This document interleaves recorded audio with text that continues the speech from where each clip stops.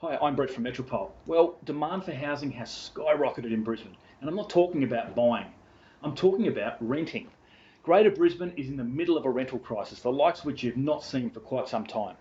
With a record year of internal migration to the Sunshine State, the last year has seen fierce competition for housing. Many sick of COVID and lockdowns are moving to greener, or rather sunnier pastures. We all know that property prices have skyrocketed, but rents have also increased by more than 20% during the same period. With a national property arm here at Metropole, I'm seeing this firsthand on a daily basis. The media have also reported regularly on the rental crisis and the sad effects for those left without a place to live. So what is the state of play here at ground level and what are we seeing? Well, quite clearly the first thing is we're seeing a sharp rise in demand. We haven't had this internal migration to this extent for the last decade, and it's now starting to play out. And on the flip side, supply is also falling rather sharply.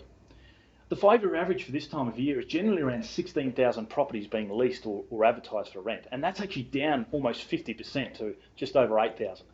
Quite extraordinary when you think about it. And while there's many contributing factors, I know one of the big factors is that investors are actually cashing in. Investors are cashing in and selling their properties, and the majority of people buying those properties are home buyers, so they're not returning to the rental market, and that's creating a huge shortage. It's quite sad for many people who are trying to find a home. I know a lot of businesses have also suffered setbacks because their rent rolls have decreased substantially with new home buyers taking up those sale of those properties. On the other side of the equation, we're also seeing vacancy rates plummet. Throughout the last decade, Brisbane vacancy rates are up around 5 or 6%. We just set a record in July at 0.9% and August come up to about 1%. So again, record lows. There's also some really devastating news with regards to the Queensland land tax proposals that were on offer. There was a huge amount of people that were actually going to look and sell their property. And again, if that trend had followed, it would have taken another layer out of that rental market. But gladly, there may be a glimmer of hope. And while it's not a game changer, the land tax rules and regulations have been reversed and will no longer go ahead. So we're taking those small wins at the moment.